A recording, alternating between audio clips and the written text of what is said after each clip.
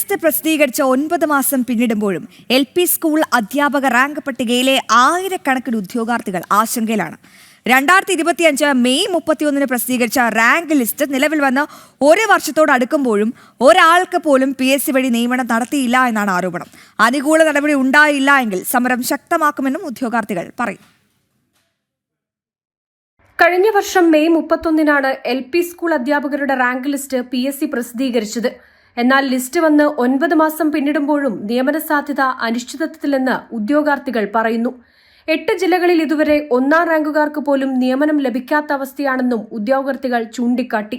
ഒന്ന് HTV post നടപ്പാക്കണം, പിന്നെ 1:25 അത് നടപ്പാക്കണം, പിന്നെ 1:1 അത് നടപ്പാക്കണം. അത് ഇത്രയും കാര്യങ്ങൾ തന്നെ മിനിമം നടപ്പാക്കിയാൽ തന്നെ വിദ്യാഭ്യാസ നിലവാരം ഒരുപാട് ഉയരത്തിലേക്കാവും.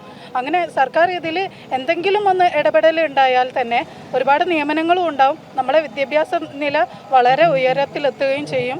പുതിയ ലിസ്റ്റിൽ നിന്നും നിയമനം പൂർത്തിയാകാത്ത സാഹചര്യത്തിൽ പുതിയ ലിസ്റ്റിന്റെ കാലാവധി നീട്ടണമെന്നും അധ്യാപക വിദ്യാർത്ഥി അനുപാതം കുറയ്ക്കണമെന്നുമാണ് ഉദ്യോഗാർത്ഥികളുടെ ആവശ്യം. കഴിഞ്ഞ ലിസ്റ്റിൽ ഓൾറെഡി നിയമനം നടത്തിയതുപോലെ ഇതുവരെ പൂർത്തിയാക്കപ്പെട്ടിട്ടില്ല.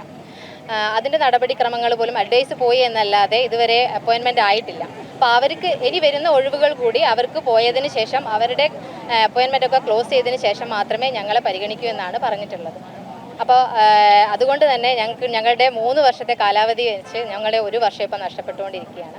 അപ്പോൾ ശരിക്കും പറയുകയാണെങ്കിൽ 1.5 വർഷം പോലും നിയമന സാധ്യത ഞങ്ങൾക്കില്ല എന്നുള്ളതാണ് പ്രശ്നം. അപ്പോൾ ഞങ്ങളുടെ പ്രധാനപ്പെട്ട ആവശ്യം എന്ന് പറയുന്നത് ഒരു ലിസ്റ്റിൻ്റെ നിയമന നടപടികൾ എന്ന് പൂർത്തിയാവുന്നോ അന്ന് മുതൽ ആയിരിക്കണം അടുത്ത ലിസ്റ്റിൻ്റെ കാലാവധി സ്റ്റാർട്ട് ചെയ്യുന്നത് എന്നുള്ളൊരു പ്രധാന ആവശ്യം ഞങ്ങൾക്ക് ഉന്നയിക്കാനുണ്ട്.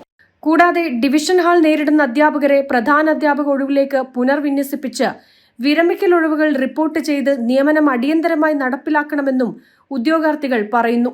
സർക്കാരിൽ നിന്നും അനുകൂല ഇടപെടൽ ഉണ്ടായില്ലെങ്കിൽ ശക്തമായ പ്രതിഷേധ സമരം നടത്താനാണ് ഉദ്യോഗാർത്ഥികളുടെ തീരുമാനം. ജനം, കോഴിക്കോട്.